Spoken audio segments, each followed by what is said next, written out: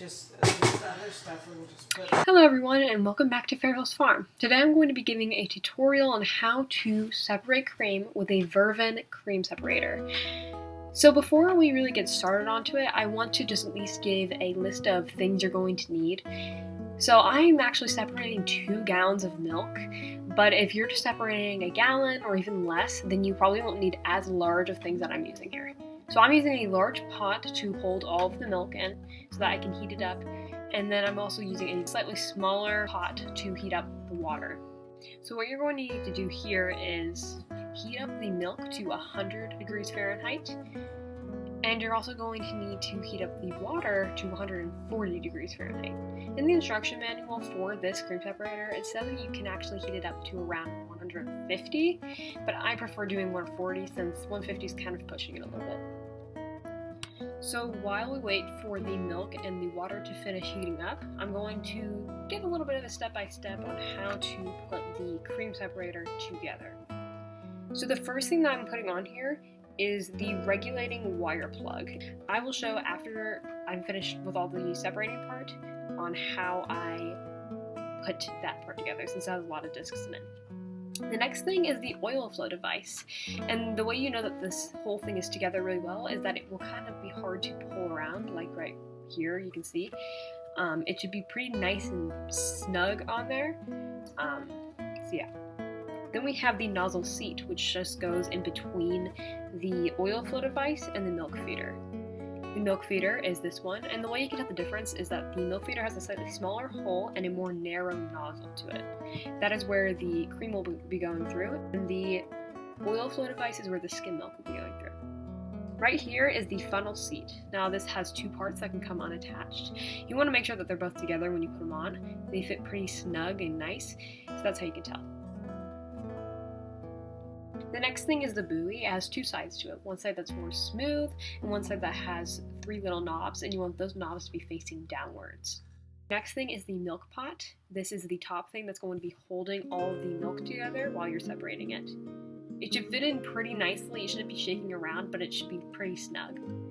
And the last thing is the switch cord, which is where you switch it if you want the milk to go through or if you want to close the milk.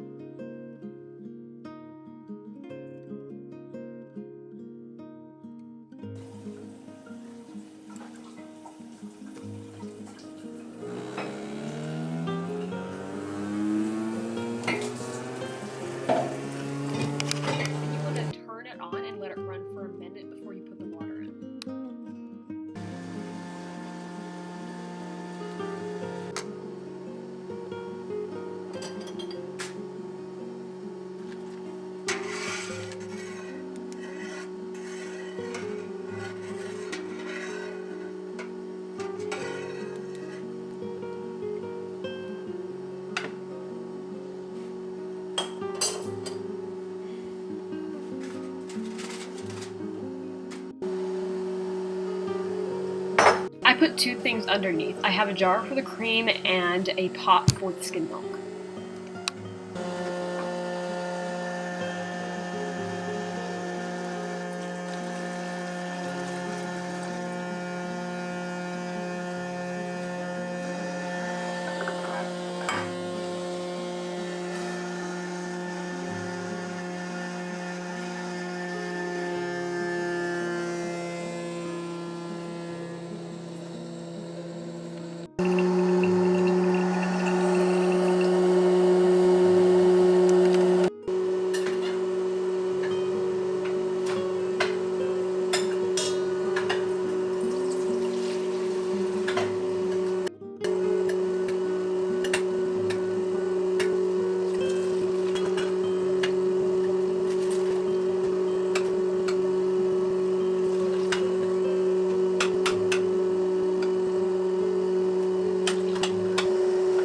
Now it is time to turn the nozzle on and let the milk come through.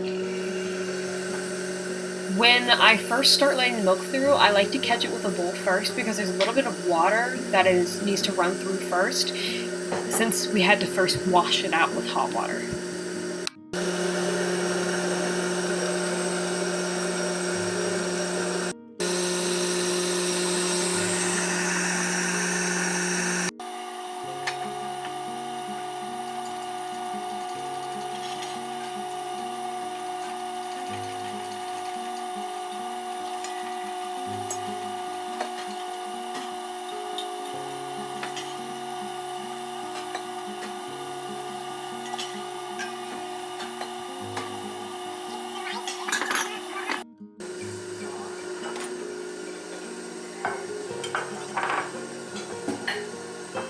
The beans are warm.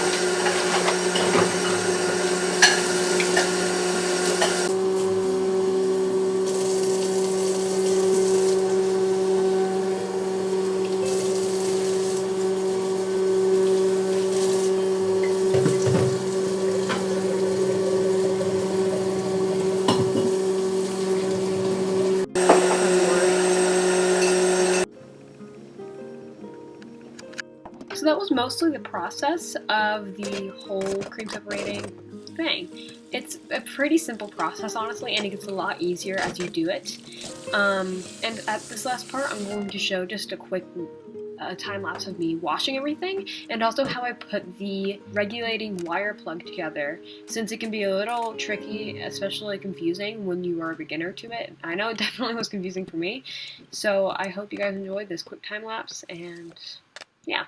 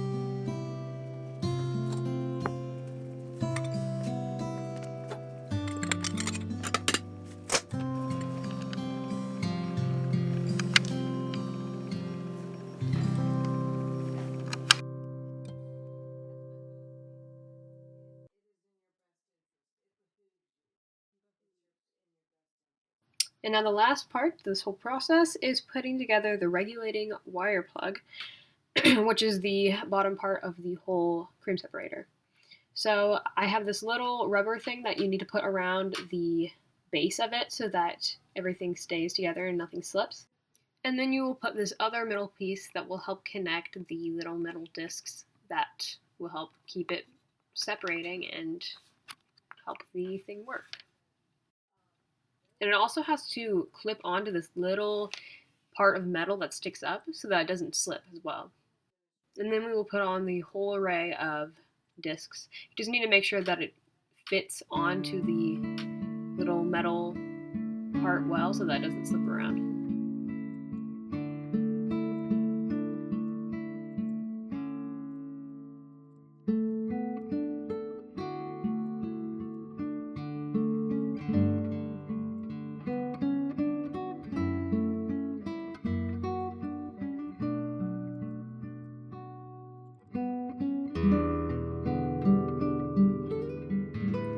And then we will put on this metal part that goes in between the outside metal base piece. You need to make sure though that it lines up with this hole that's on the metal part so that the cream can actually come through it. And the last part is this little metal ring that holds the whole thing together so nothing ends up falling out. And the way you can tighten it is by using this little wrench tool. It has two little screws that stick out, and it helps put this thing together since there's some holes at the top that you can use to screw it with.